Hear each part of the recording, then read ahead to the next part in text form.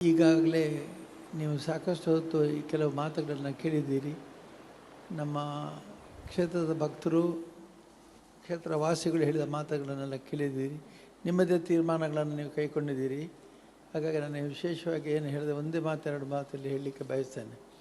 ಮೊದಲನೇದಾಗಿ, ನಾನು ಕೋವಿಡ್ ಸಂದರ್ಭದಲ್ಲಿ ಅನೇಕ ಪುಸ್ತಕಗಳನ್ನು ಓದ್ತಾ ಇದ್ದೆ.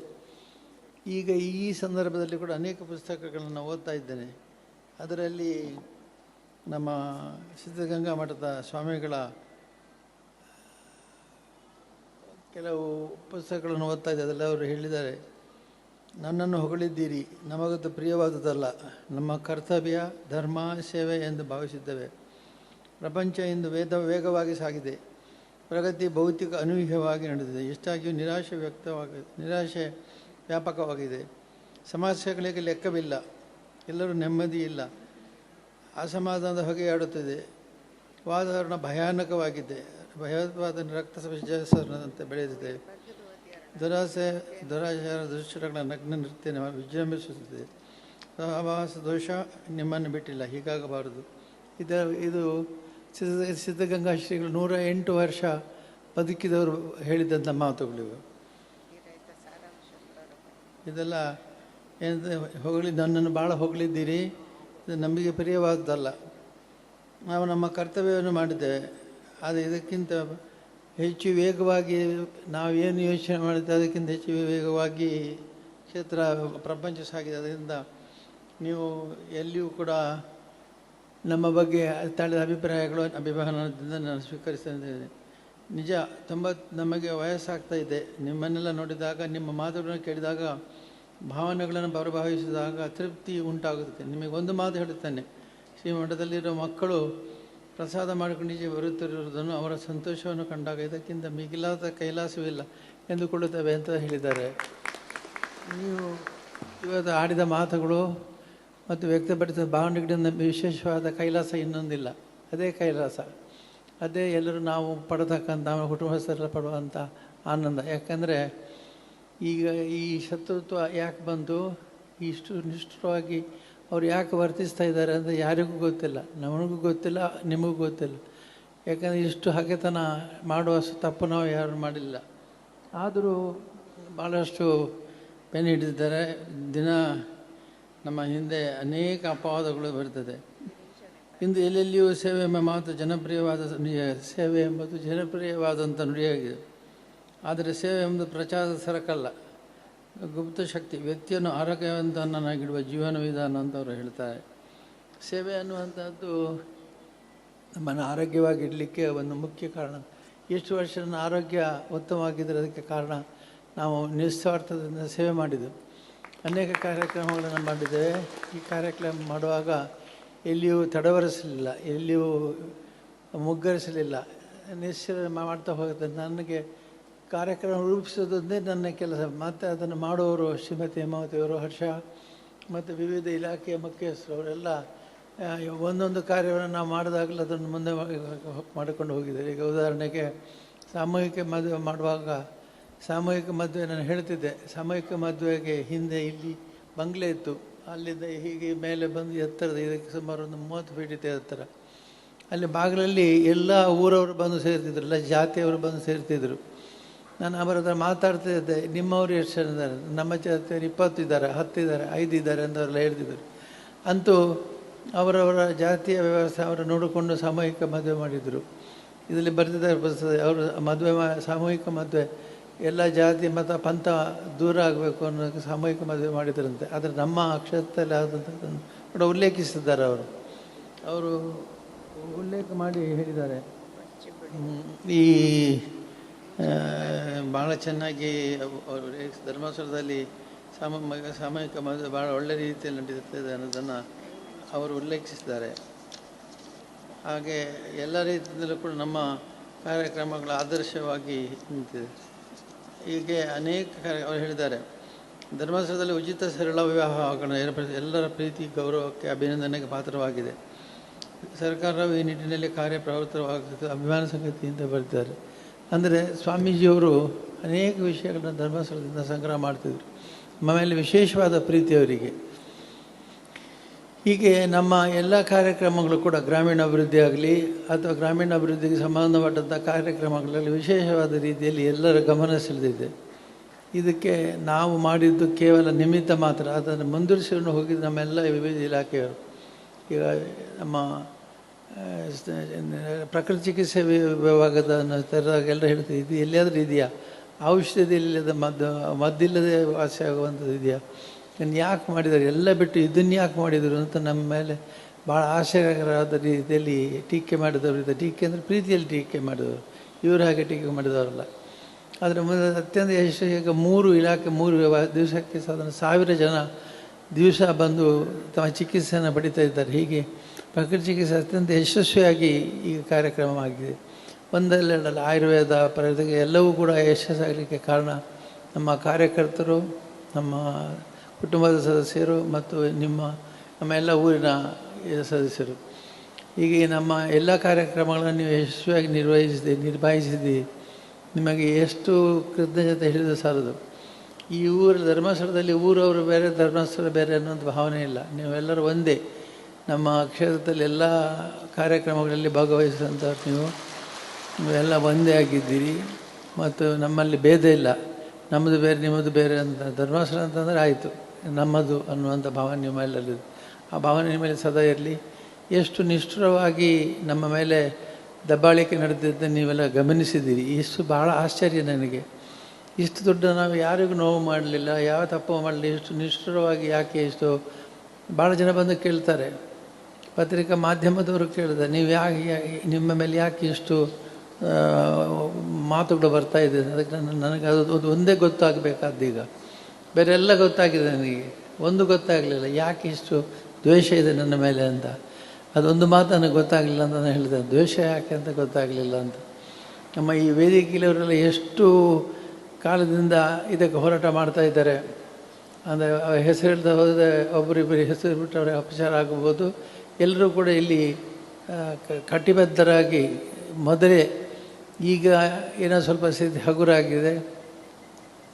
ನಾನು ಮೊನ್ನೆ ಹೇಳಿದ್ದೆ, ಎತ್ತರದಲ್ಲಿ ನೀರು ನಿಲ್ಲೋದಿಲ್ಲ, ನೀರೆಲ್ಲ ಕೆಳಗೆ ಹರಿಯಲೇಬೇಕು ಅಂತ. ಹಾಗೆ ಎತ್ತರದ ಬೆಟ್ಟದಿಂದ ನೀರು ಕೆಳಗೆ ಬಂದಿದೆ, ಕೆಳಗೆ ನೀರು ಹರಿದಿದೆ.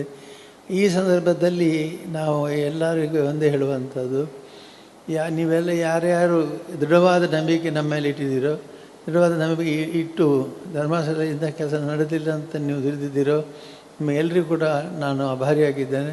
ಕ್ಷೇತ್ರದ ಮಂಜುನಾಥ ಸ್ವಾಮಿ ನಿಮಗೆಲ್ಲರಿಗೂ ಕಂಡು ಒಳ್ಳೆಯದು ಮಾಡುತ್ತಾರೆ.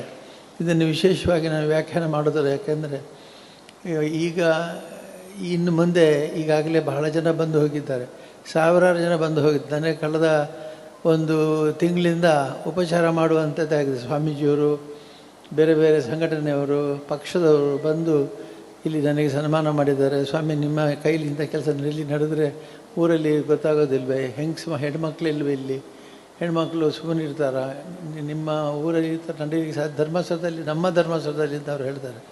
ನಮ್ಮ ಧರ್ಮಸ್ಥಳದಿಂದ ಕೆಲಸ ನಡೆಯಲಿಕ್ಕೆ ಸಾಧ್ಯವಿಲ್ಲ. ಇದು ಹೇಗೆ ಆಯಿತು ಅಂತ ಕೇಳ್ತಾರೆ. ನಾನು ನಮಗೆ ಅದೇ ಬೇಕಾದ, ನನಗೆ ಒಂದೇ ಒಂದು ವಿಷಯ ನೀವು ಹೇಳಿ, ಯಾಕೆ ಈ ಶತ್ರುತ್ವ, ಯಾಕೆ ಈ ಬೆನ್ನು ಬಿಡೋದು ಬೇತಾಳ ಅಂತ ಹೇಳ್ತಾರೆ. ಹಾಗೆ ನಮ್ಮ ಹಿಂದೆ ಬಿದ್ದಿದ್ದಾರೆ, ಅಷ್ಟು ಮಾತು ನನಗೆ ಹೇಳಿ, ಅಷ್ಟು ಸಾಕು. ಯಾರೂ ಹೇಳ್ತಾ ಇಲ್ಲ, ಎಲ್ಲರೂ ಬೈಯೋದಲ್ಲದೆ ಬೇರೆ ಏನು ಹೇಳ್ತಾ ಇಲ್ಲ. ನಮಗೆ ಬೇಕಾದ ಒಂದೇ, ಯಾಕೆ ಈ ರೀತಿ ನಮ್ಮ ಮೇಲೆ ದ್ವೇಷ ಆಗಿದೆ, ಯಾಕೆ ಇದಾಗಿದೆ. ನಾವು ಯಾರನ್ನೂ ದ್ವೇಷಿಸಲಿಲ್ಲ, ಯಾರನ್ನೂ ಇದುವರೆಗೆ ನಾವು ಹೀಯಾಳಿಸಲಿಲ್ಲ. ಯಾರು ಹೀಯಾಳಿಸಿದರೂ ಕೂಡ ನಾವು ಅವರ ಬೆನ್ನಿಗೆ ನಿಂತಿದ್ದೇವೆ. ಹಾಗಿರುವಾಗ ಇದು ಯಾಕಾಯಿತು ನಮಗೂ ಗೊತ್ತಿಲ್ಲ ಅಂತ ಒಂದೇ ಮಾತು ಹೇಳಿದ್ವಲ್ಲೇ, ನಿಮ್ಮೆಲ್ಲರ ವಿಶ್ವಾಸ ನಮಗೆ ಜೀವಂತವಾಗಿಟ್ಟಿದೆ ನಮ್ಮನ್ನು. ಈ ಸಂದರ್ಭದಲ್ಲಿ ಬೇರೆ ಯಾರಾದರೂ ಕೇಳಿದಾರೆ, ನೀವು ಹೇಗೆ ಅದನ್ನು ನಿಭಾಯಿಸ್ತೀರಿ, ಹೇಗೆ ಇಷ್ಟು ಸಂತೋಷವಾಗಿದ್ದೀರಿ. ನಾನೇ ಅವರಿಗೆ ಇಷ್ಟ ಹೇಳ್ತೇನೆ, ಒಂದು, ನಾವು ತಪ್ಪು ಮಾಡಲಿಲ್ಲ, ಹಾಗಾಗಿ ನಾವು ತಪ್ಪು ಮಾಡದಿರೋದು ನಮಗೆ ಆತ್ಮವಿಶ್ವಾಸ ಇದೆ. ಎರಡನೇದು, ಇಡೀ ಊರಿನವರು ನಮ್ಮ ಹಿಂದೆ ಇದ್ದಾರೆ, ಅವರಿಗೆಲ್ಲ ಗೊತ್ತಾಗಿದೆ. ಹಾಗಾಗಿ ಅವರ ವಿಶ್ವಾಸಕ್ಕಿಂತ ಹೆಚ್ಚು ಹೊರಗಿನವ್ರದ್ದಲ್ಲ. ಬೆಂಗಳೂರಿನಲ್ಲಿಯೋ ಅಥವಾ ಬೇರೆ ಎಲ್ಲಿಯೋ ಕೂತು ಟೀಕೆ ಮಾಡೋರು ನಮಗೆ ಮುಖ್ಯವಲ್ಲ. ನಮ್ಮ ಊರವರಿಗೆ ವಿಶ್ವಾಸ ಇದ್ದರೆ ಬೇರೆ ಯಾವ ವಿಷಯ ಬೇಡ. ನೀವೆಲ್ಲ ವಿಶ್ವಾಸ ತೋರಿಸ್ತೀರಿ. ಇವತ್ತು ಮತ್ತೆ ಬಂದು ಅರ್ಧ ದಿವಸ ನಿಮ್ಮ ವ್ಯಾಪಾರ ವ್ಯವಹಾರ ಎಲ್ಲ ಮುಗ್ಗಟ್ಟುಗಳನ್ನು ಬಂದು ಅಲ್ಲಿ ವಿಶ್ವಾಸ ತೋರಿಸ್ತೀರಿ. ಹೆಚ್ಚಾಗಿ ಹೆಣ್ಣುಮಕ್ಕಳು ಬಹಳ ದುಃಖಪಟ್ಟಿದ್ದಾರೆ ಅಂತ ನಾನು ಕೇಳಿದ್ದೇನೆ. ಅನೇಕ ಜನ ಗಂಡಸರು ಬಂದು ಹೇಳ್ತಾರೆ, ಇನ್ನು ಈ ದಾಲ ಮಾಲ್ಪೂಜಾರ್ ಅಂತ ಹೇಳ್ತಾರೆ ಅಂತ ಬೈತಾರೆ ಮನೆಯಲ್ಲಿ, ತಾಯಿ, ಹೆಂಡತಿ, ತಂಗಿ, ಮಗಳು ಎಲ್ಲ ಬೈತಾರೆ ಅಂತ. ಯಾಕೆ ಬೈತಾರೆ ನೀವೇನು ಮಾಡೋದಿಲ್ಲ ಅಂತೇಳಿ ಬೈತಾರೆ. ಏನು ಮಾಡಬೇಕು ಅಂದರೆ ಯಾರಿಗೂ ಗೊತ್ತಿಲ್ಲ ಅಂತ ಬೈಯೋದು ಮಾತ್ರ ಖಾತ್ರಿ. ಹೆಂಗಸರು ಗಂಡಸರಿಗೆ ಬೈತಾರೆ, ಏನು ಮಾಡೋದಿಲ್ಲ ಅಂತ ಹೇಳ್ತಾರೆ ಅಂತೇಳಿ. ಹಾಗಾಗಿ ಒಂದೇ ಮಾತಿನಲ್ಲಿ ನಾನು ಹೇಳೋದು, ಎಲ್ಲ ಹೆಣ್ಣುಮಕ್ಕಳಿಗೂ ಈ ರೀತಿ ಪ್ರೀತಿ ತೋರಿಸಿದ ಎಲ್ಲ ಹೆಣ್ಣುಮಕ್ಕಳಿಗೂ ನಾವೆಲ್ಲರೂ ಕೃತಜ್ಞರಾಗಿದ್ದೇವೆ. ಮತ್ತು ನಿಮ್ಮ ಪ್ರೀತಿ ನಮ್ಮನ್ನು ಜೀವಂತವಾಗಿರಿಸಿದೆ. ಮತ್ತು ಇನ್ನು ಮುಂದೆ ಕೂಡ ಇಂಥ ಸಮಸ್ಯೆಗಳು ಬಂದು ಅದನ್ನು ಎದುರಿಸಲಿಕ್ಕೆ ನಾವು ಸಿದ್ಧರಿದ್ದೇವೆ. ಯಾಕಂದರೆ ನಮ್ಮ ಮನಸ್ಸಲ್ಲಿ ಯಾವುದೇ ಕಲ್ಮಶ ಇಲ್ಲ. ಆಗ ಅವರೆಲ್ಲರೂ ಈಗ ಇಲ್ಲಿ ವೇದಿಕೆಯಲ್ಲಿ ಭಾಳ ಜನ ಇದ್ದಾರೆ. ಅವರು ಹೆಸರನ್ನ ಅವರು ಟಿ ವಿಯನ್ನು ಎದುರಿಸ್ತಾರೆ, ಕೆಲವರು ಪತ್ರಿಕೆಯವರನ್ನು ಮಾತಾಡಿಸಿದ್ದಾರೆ. ನಾವು ಯಾರಿಗೆಲ್ಲರಿಗೂ ಒಂದೇ ಹೇಳಿದೆ, SIT ರಿಪೋರ್ಟ್ ಬರೆದು ನಾನು ಏನು ಹೇಳೋದಿಲ್ಲ ಅಂತ. ಈಗ ಅರ್ಧ ರಿಪೋರ್ಟ್ ಬಂದದಿಂದ ಎಷ್ಟು ಧೈರ್ಯವಾಗಿ ನಾನು ಮಾತಾಡೋದಿಲ್ಲ. ಯಾಕೆಂದರೆ ಮಾತಾಡಬಾರ್ದು ಅಂತ ಹೇಳಿದ್ರು ನಮ್ಮ ವಕೀಲರು, ಇವರೆಲ್ಲ ಮಾತಾಡಬೇಡಿ, ನೀವೇನು ಎಲ್ಲ ಸತ್ಯ ಹೊರಗೆ ಬರಲಿ. ಸರ್ಕಾರಕ್ಕೆ ನಾನು ಕೃತಜ್ಞನಾಗಿದ್ದೇನೆ. SIT ಮಾಡಿ ಅವರು ಈ ಸತ್ಯಶೋಧನೆಗೆ ಮಾಡಿದ್ರಿಂದ ನಮಗೆ ಸತ್ಯ ಹೊರಗೆ ಬಿತ್ತು ಮತ್ತು ನಮ್ಮ ಎಲ್ಲ ಹೊಳಪುಗಳೆಲ್ಲ ಹೊರಗೆ ಬಿತ್ತು. ಹಾಗಾಗಿ ನಮಗೆ ಯಾವುದೇ ಭಯ ಇಲ್ಲ. ನಿಶ್ಚಿಂತೆಯಿಂದ ನಿರ್ಭಯವಾಗಿ ನಿಮ್ಮ ಮುಂದೆ ನಾವು ಕೂತಿದ್ದೇವೆ.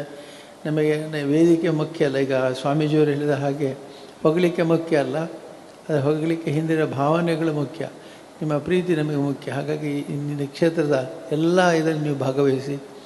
ಕ್ಷೇತ್ರ ಮುಂದೆ ಕೂಡ ನಮಗೆ ಒಬ್ಬ ಮೆನಿಸಸ್ ಅಂತ ಅವರು ಇದ್ದರು. ಅವರು ಹೋಗಿ ಹೇಳಿದರು, ಧಾರವಾಡದ ಕಡೆ ಹೋದಾಗ ಬಸ್ಸು ನಿದ್ದೆ ಮಾಡಿದ್ದೆ. ಬಸ್ ಮುಂದೆ ಹೋಯಿತು. ಮುಂದೆ ಹೋದಾಗ ಇವರು ಕೇಳಿದೆ, ನನ್ನ ಊರಿಲ್ಲಿ, ನಿಮ್ಮ ಊರು ದಾಟಿ ಈಗ ನೀವು ತುಂಬ ದೂರ ಬಂದಾಯಿತು. ಆವಾಗ ಅಲ್ಲಿ ನಿಲ್ಲಿಸಿದ್ರು ಬಸ್. ಇವರು ಕೇಳಿದ್ರು ಚಾಂಗಡಿಗೆ ಹೋದರು. ಚಾಂಗಡಿಗೆ ಹೋದ ತಕ್ಷಣ ಚಾಂಗಡಿಯವರು, ಬನ್ನಿ ನೀವೆಲ್ಲಿಯವರು? ಧರ್ಮಸ್ಥಳದವರು, ಬನ್ನಿ ಸ್ವಾಮಿ ಅಂತ ಕರ್ಕೊಂಡೋಗಿ ಕೂತ್ಕೊಳಿಸಿ ಚಹಾ ತಿಂಡಿ ಎಲ್ಲ ಬಿಲ್ಲು ಏನು ಬೇಡ, ಅಷ್ಟು ಜನಕ್ಕೆ ಊಟ ಹಾಕ್ತೇನೆ, ನಿಮ್ಮ ಹತ್ರ ನಾವು ಬಿಲ್ ತಗೊಳ್ಳೋದು ಅಂತ ಊಟ ಹಾಕಿ ತಿಂಡಿ ಹಾಕಿ ಅವ್ರ ಹತ್ರ ಮಾತಾಡಿಸಿ, ಪ್ರೀತಿಯಲ್ಲಿ ಮಾತಾಡಿಸಿ ವಾಪಸ್ ಅವರನ್ನು ಧಾರವಾಡಕ್ಕೆ ಕಳಿಸಿದಂತೆ. ಇಂತಹ ಸಂದರ್ಭಗಳಲ್ಲಿ ಈ ಊರಿನವರೆಲ್ಲ ಪ್ರೀತಿ ಅಭಿಮಾನ ಪಟ್ಟಿದ್ದು ನಮ್ಮ ಧರ್ಮಸ್ಥಳ ಅಂತ. ಇಂಥ ಅನೇಕ ಘಟನೆಗಳು, ಎಲ್ಲಿ ಹೋದರೂ ನಿಮಗೆ ಗೌರವ, ಎಲ್ಲಿ ಹೋದರೂ ನಿಮಗೆ ಪ್ರೀತಿ, ಎಲ್ಲಿ ಹೋದರೂ ನಿಮಗೆ ಆಧಾರ, ಎಲ್ಲಿ ಹೋದರೂ ನಿಮಗೆ ಅಭಿಮಾನ. ಏನೋ ಧರ್ಮಸ್ಥಳದವರು ಅಂತ ಹೇಳಿದ ತಕ್ಷಣ ನಿಮಗೆ ಗೌರವ ಸಿಗುತ್ತೆ. ಹಾಗಾಗಿ ಈ ಅಭಿಮಾನ ಎಲ್ಲ ಕಡೆ ಇದೆ. ನಮಗೆ ಭಾಳ ಜನ ಬಂದವರು ಇಲ್ಲಿ ಹೇಳ್ತಾರೆ, ನಾವಿದ್ದೇವೆ ಸ್ವಾಮಿ, ನಾವಿದ್ದೇವೆ. ನೀವು ಏನು ಇದ್ದೀರಿ ಅಂತ ನಾವು ಕೇಳೋದಿಲ್ಲ, ನಾವು ಇದ್ದೇವೆ ಅನ್ನೋದೇ ಸಾಕು. ಅದು ಅಷ್ಟಕ್ಕೆ ಅಲ್ಲಿಗೆ ನಿಲ್ಲಿಸಿಬಿಡುವ. ನಾವು ಏನು ಮಾಡಬೇಕು, ಬೇರೆ ಹೊರಗಿರಟ್ಟು ಏನು ಮಾಡಬೇಡಿ, ನಿಮ್ಮೊಂದಿಗೆ ನಾವಿದ್ದೇವೆ, ನೀವು ನಿಶ್ಚಿಂತೇರಿ ಅಂತ ಹೇಳಿದರೆ ಸಾಕು. ಅವರು ಒಂದೇ ಮಾತು ಹೇಳಿದರು, ನಿಮ್ಮ ಆರೋಗ್ಯನೇ ನೋಡಿಕೊಳ್ಳಿ, ನಿಮ್ಮ ಆರೋಗ್ಯ ನೋಡಿಕೊಳ್ಳಿ ಅಂದಿರ್ತೇವೆ. ನೀವು ಕೂಡ ಅದನ್ನೇ ಹೇಳ್ತಾ ಇದ್ದೀರಿ ಈಗ ಚಪ್ಪಾಳೆ ದೊಡ್ಡೊಟ್ಟಿಗೆ. ನಾವು ಆರೋಗ್ಯವನ್ನು ಅಷ್ಟು ನೋಡಿಕೊಳ್ಳಿ, ಬಾಕಿಯೆಲ್ಲ ನಾವು ನೋಡಿಕೊಳ್ತೇವೆ. ನಾವು ಹೇಳೋದು ಏನು ನೋಡಿಕೊಳ್ಳೋದು ಬೇಡ. ಮಂಜುನಾಥ ಸ್ವಾಮಿ ಮತ್ತು ಅಣ್ಣಪ್ಪ ಸ್ವಾಮಿ ಇವರು ನೋಡಿಕೊಳ್ತಾರೆ. ನಾವು ನಿಶ್ಚಿಂತೆ ನಮ್ಮ ಸತ್ಯ, ನಮ್ಮ ತತ್ವಗಳು, ನಮ್ಮ ಆದರ್ಶಗಳು, ನಮ್ಮ ಕಾರ್ಯಕ್ರಮ, ನಮ್ಮ ಸೇವೆ ಇದು ಸ್ವಾಮಿಗೆ ಪ್ರೀತಿಯಾಗಿದ್ದರೆ, ಅಣ್ಣಪ್ಪ ಸ್ವಾಮಿಗೆ ಪ್ರೀತಿಯಾಗಿದ್ದರೆ ಅವ್ರು ನಮ್ಮನ್ನೆಲ್ಲ ಚೆನ್ನಾಗಿ ನೋಡ್ಕೊಳ್ತಾರೆ, ಆಶೀರ್ವಾದ ಮಾಡ್ತಾರೆ ಅಂತ ಹೇಳ್ತಾ, ನಿಮ್ಮ ಪ್ರೀತಿ ಮತ್ತು ನಿಮ್ಮ ವಿಶ್ವಾಸಕ್ಕೆ ಮತ್ತೊಮ್ಮೆ ನಾನು ಮತ್ತು ನಮ್ಮ ಕುಟುಂಬದವರು ಧನ್ಯವಾದ ಹೇಳ್ತಾ, ನಿಮಗೆ ಇನ್ಯಾವ ಮಾತಿನಲ್ಲಿ ನಾನು ಹೆಚ್ಚು ಹೇಳುವುದಿಲ್ಲ. ನಿಮಗೆ ಗೊತ್ತಾಗಿದೆ, ನಮ್ಮ ಮನಸ್ಸಿನ ಭಾವನೆಗಳು ನಿಮಗೆ ಗೊತ್ತಾಗಿದೆ. ಈಗ ಭಾಳ ಚೆನ್ನಾಗಿ ಪುಟಾಣಿ ನಮ್ಮ ಉಪಾಧ್ಯಕ್ಷರು ಹೇಳಿದ, ಪಂಚಾಯತ್ ಉಪಾಧ್ಯಕ್ಷರು ಏನಂತಂದರೆ, ನಿಮ್ಮ ವ್ಯಕ್ತ ಮಾಡುವಂಥ ಭಾವನೆಗಳು ಹೇಗಿದೆ ಅಂತ ಹೇಳಿದರು. ಭಾವನೆ ಮನಸ್ಸಿನಿಂದ ಬರಬೇಕಲ್ಲ, ಬಾಯಿಯಿಂದ ಬರಬಾರ್ದು. ನಾನು ಕೂಡ ಬಾಯಿಯಿಂದ ಹೇಳೋದನ್ನು ಮನಸ್ಸಿನಿಂದ ಹೇಳ್ತೇನೆ. ನಮ್ಮೆಲ್ಲರ ಕೃತಜ್ಞತೆಗಳು ನಿಮ್ಮೊಟ್ಟಿಗಿದೆ, ನಮ್ಮೆಲ್ಲರ ಸಂತೋಷ ನಿಮ್ಮೊಟ್ಟಿಗಿದೆ. ನಿಮ್ಮೆಲ್ಲರ ಹಾಗೆ ನಾವು ದುಃಖ ಪಟ್ಟಿದ್ದೆ, ನೀವು ನಮಗಿಂತ ಹೆಚ್ಚು ದುಃಖ ಪಟ್ಟಿರಬಹುದು, ಆದರೆ ದುಃಖ ಪಟ್ಟಿದ್ದು ನಾವು ಹೌದು. ಆ ಸಂತೋಷವನ್ನೀಗ ಅನುಭವಿಸುವ ನಿನ್ನ ಮುಂದಿನ ದಿನಗಳು ಉತ್ತಮವಾಗಿರಲಿ ಅಂತ ಹಾರೈಸುತ್ತಾ, ನಮ್ಮ ಮತ್ತು ನಮ್ಮ ಎಲ್ಲ ಕುಟುಂಬದ ಪರವಾಗಿ ಶ್ರೀ ಮಂಜುನಾಥ ಸ್ವಾಮಿ ಮತ್ತು ಚಂದ್ರನಾಥ ಸ್ವಾಮಿ ಧರ್ಮದೇವತಾ ನಿಮಗೆಲ್ಲರಿಗೂ ಒಳ್ಳೆಯದಾಗಲಿ ಅಂತೇಳಿ ಈ ಸ್ವಾಮಿಯಲ್ಲಿ ಪ್ರಾರ್ಥಿಸ್ತೇನೆ. ನಿಮ್ಮ ಆರೋಗ್ಯ ಮತ್ತು ನಿಮ್ಮ ಭವಿಷ್ಯ, ನಿಮ್ಮ ಮಕ್ಕಳ ಭವಿಷ್ಯ ಎಲ್ಲ ಚೆನ್ನಾಗಾಗಲಿ. ಧರ್ಮಸ್ಥಳದವರಿಗೆಲ್ಲ ಈ ಒಳ್ಳೆಯ ರೀತಿಯಲ್ಲಿ ಭವಿಷ್ಯ ಇರಲಿ ಅಂತೇಳಿ ಪ್ರಾರ್ಥಿಸ್ತೇನೆ.